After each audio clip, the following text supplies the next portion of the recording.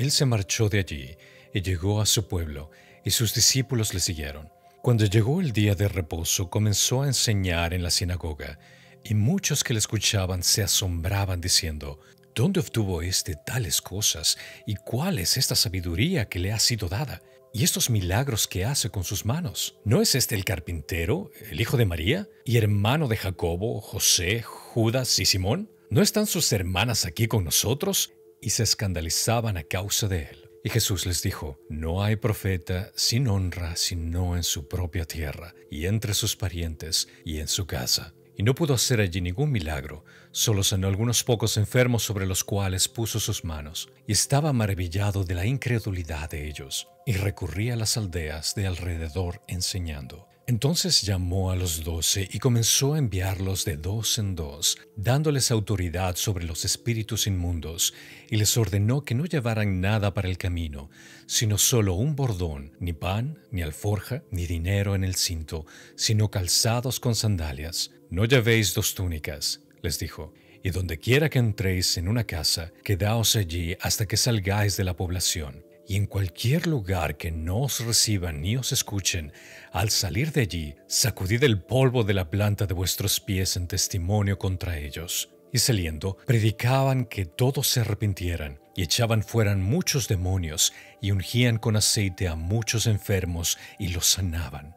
El rey Herodes se enteró de esto, pues el nombre de Jesús se había hecho célebre, y la gente decía: Juan el Bautista ha resucitado de entre los muertos, por eso es que estos poderes milagrosos actúan en él. Pero otros decían: Es Elías, y decían otros: Es un profeta, como uno de los profetas antiguos. Y al oír esto, Herodes decía: Juan, a quien yo decapité, ha resucitado, porque Herodes mismo había enviado a prender a Juan y lo había encadenado en la cárcel por causa de Herodías, mujer de su hermano Felipe, pues Herodes se había casado con ella. Porque Juan le decía a Herodes: No te es lícito tener la mujer de tu hermano. Y Herodías le tenía rencor y deseaba matarlo, pero no podía, porque Herodes temía a Juan, sabiendo que era un hombre justo y santo, y lo mantenía protegido. Y cuando le oía, se quedaba muy perplejo, pero le gustaba escucharlo. Pero llegó un día oportuno cuando Herodes, siendo su cumpleaños, ofreció un banquete a sus nobles y comandantes y a los principales de Galilea. Y cuando la hija misma de Herodías entró y danzó, agradó a Herodes y a los que se sentaban en la mesa con él.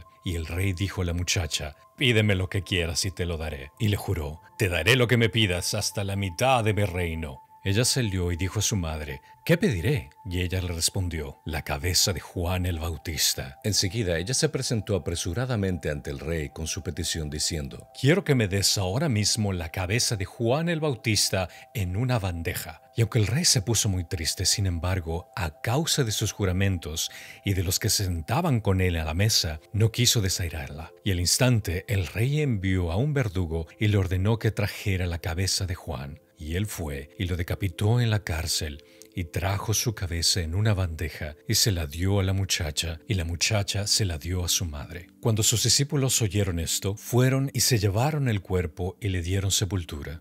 Los apóstoles se reunieron con Jesús y le informaron sobre todo lo que habían hecho y enseñado. Y él les dijo: Venid, apartaos de los demás a un lugar solitario y descansad un poco. Porque había muchos que iban y venían, y ellos no tenían tiempo ni siquiera para comer. Y se fueron en la barca a un lugar solitario, apartado. Pero la gente los vio partir y muchos los reconocieron, y juntos corrieron allá a pie de todas las ciudades, y llegaron antes que ellos. Al desembarcar, él vio una gran multitud y tuvo compasión de ellos, porque eran como ovejas sin pastor, y comenzó a enseñarles muchas cosas. Y cuando era ya muy tarde, sus discípulos se le acercaron diciendo: El lugar está desierto y ya es muy tarde. Despídelos para que vayan a los campos y aldeas alrededor y se compren algo de comer. Pero respondiendo él, les dijo: Dadles vosotros de comer. Y ellos le dijeron: ¿Quieres que vayamos y compremos 200 denarios de pan y les demos de comer? Y él les dijo: